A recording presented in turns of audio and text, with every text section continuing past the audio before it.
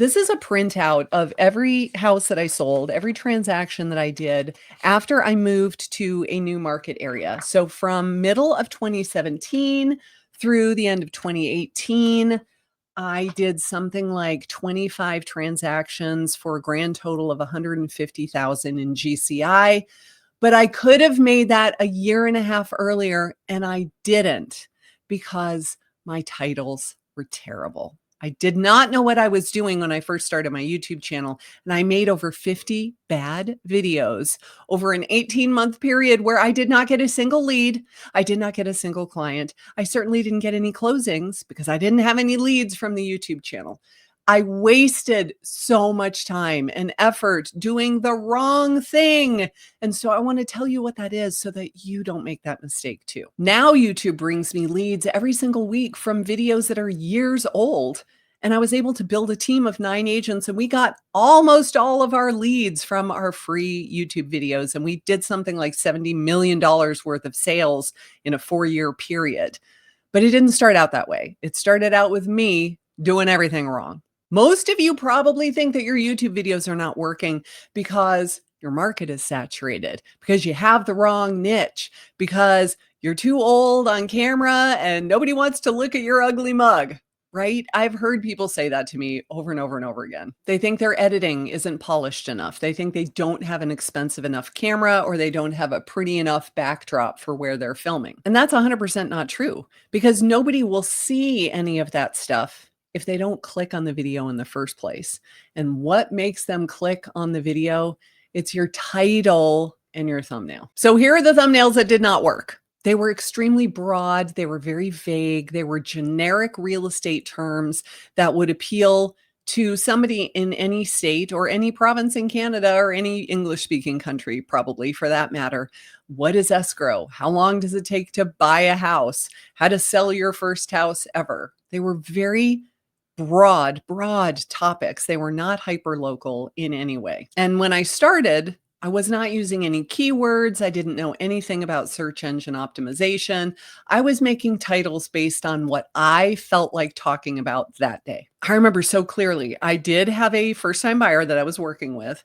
He had not found me from my YouTube channel, that's for sure. And he said, "Why do I have to pay for a home inspection when I just paid several $100 for an appraisal?" And we had this whole conversation about what is the purpose of the appraisal and what is the purpose of the home inspection, and why there will be 2 different things and they're not interchangeable. So I made a video about it because I figured I get asked this question a lot from first-time buyers. It's a very common question. Why not make a video about it? Here's the problem. People don't know what they don't know. And so they are not Googling the question if they don't even have the question to begin with. So as a result, nobody watched that video. Got like no views at all because nobody was searching for the answer to a question they didn't even have. I made a video almost 10 years ago. It has had a whopping 387 views. It's called How to Buy a Home from the Builder. But I didn't use a keyword, so nobody is really searching that phrase. At least I don't think they are. Let's look. Nope, nobody is looking. 0 search volume for that keyword. So nobody is searching that topic, which means YouTube has to try to figure out what is this video about and who is the most likely person to want to watch it. Where are they located? We are real estate agents. We are in very hyper local markets. I don't cover all of Georgia. I cover Savannah, Georgia, the immediate suburbs of Savannah, downtown, all of the suburbs. And once I get too far away, I don't work there anymore because they're in a different MLS. They have different access systems. They might have different lock boxes. I can't get into the properties even if I wanted to. And I'm not driving 2.5 hours to go show properties. So we work in very hyper local areas. We need to communicate what that area is in the title of the video if we're looking to get local clients. If you feel like you're just not getting anywhere with your YouTube channels, you make videos, you put them out, and you're not getting any leads from it, I probably know why that's happening. I bet you are not being clear enough on who is your channel for, what do you talk about on this channel, and how do you help one specific person with one specific problem. So I'm doing a free 3-day challenge starting on October 21st, and it's called Nail Your Niche. We've got to get this right before anything else with your YouTube channel is going to work. So if you want some help, come join my free 3-day challenge. I'll put the link down below, and I hope to see you at Nail Your Niche. Okay, now back to the video. So let's cover the things that every good title needs if that's your goal. The goal is not to go viral. The goal is not to get 3 million views so that I can be like, yay me, I went viral and I got all these views. The goal is to get someone who calls you and says, I would like to sell my house. I would like to buy a house. I've been watching you. I would like to hire you. Are you taking on new clients? That's the goal, right? And this will happen. This will happen to you over and over and over again. It's happened to me thousands of times over the past 7 or 8 years. It will happen for you too if you do this when it comes to making your title. So number one, you need a keyword that people are actually searching. You've done your keyword research, you've decided what the keyword should be, and now you're going to use that in the title. That is not necessarily the entire title. So let's say that the keyword was cost of living in Cincinnati, Ohio. You could call your video cost of living in Cincinnati, Ohio, or you could call it something that was a little bit more exciting that used that phrase in the title.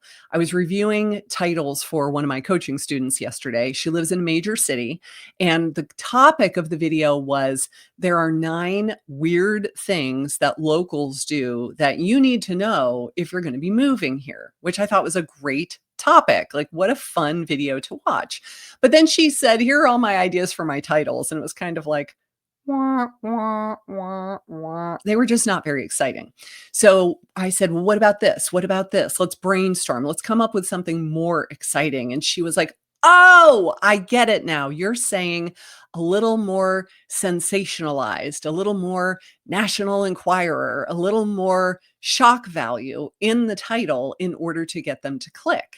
And I said, bingo, that's exactly what it is. If you subscribe to any news outlets and you get an email in your inbox every day, the articles on their website are not boring and lame, or you won't click on them.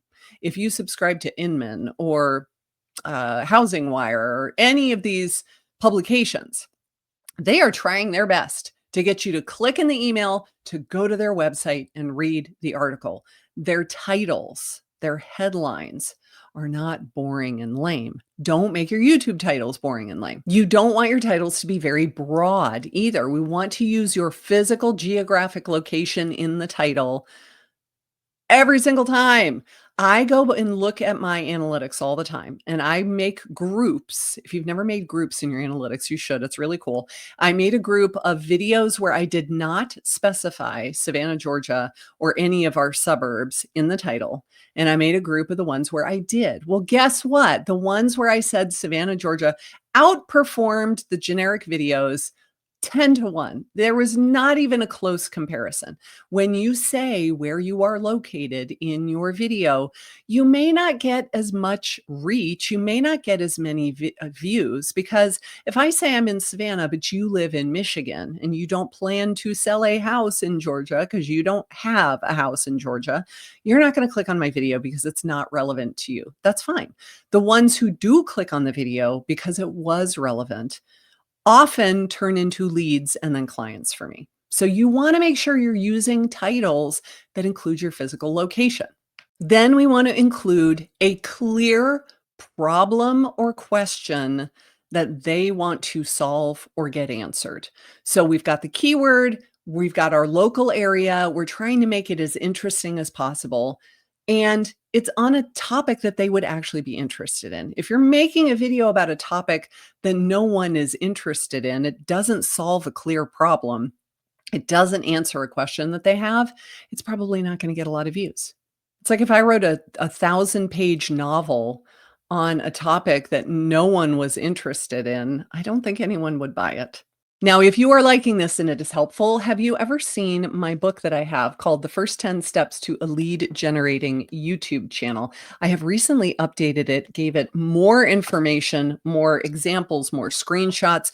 You should totally download it. It's pretty awesome. If I do say so myself, I will put the link down below.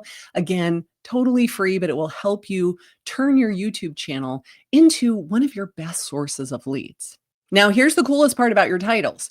You don't have to pick them when you upload your video, and then that's it. If you picked a bad title, you're done. No, you can go change those titles anytime you want to. So go back into your YouTube channel, log into YouTube Studio, go to your content, look at your list of titles. Specifically, look for the ones that don't have a lot of views, and then see if you made these mistakes. Did I include my local area? Did I use any sort of keyword? Was it on a topic that was solving an actual problem or answering a question? Or was it just like me blathering on about nothing? You can change that title.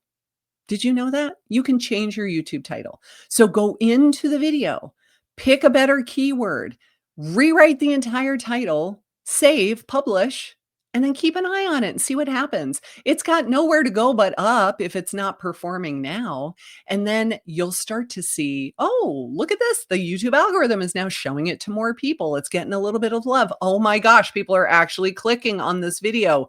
Who knew? You can go back and do that to a lot of your old videos. If they were well done, they were decent videos, they just had bad titles. If they are terrible, awful videos, I wouldn't really waste your time on it. Let's just try to make better videos going forward. There's no point putting lipstick on a pig, right? If the video was, I was reading from a teleprompter and my eyes are down here, and the entire time I sound like a robot and I never look at the camera, and there's the big boomer pause right when they first hit play. There's like a 5-second pause before you start talking.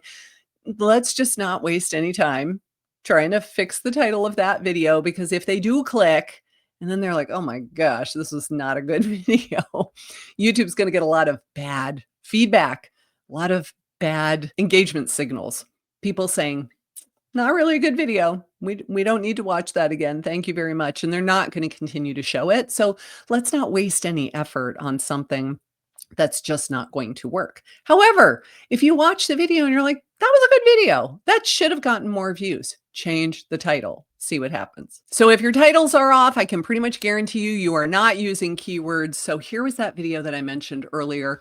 Go watch this one where I go into great detail about how to do keyword research, what exactly it is, how do I know if it's a good keyword, all of that stuff, because that is how you start ranking in searches on Google and YouTube.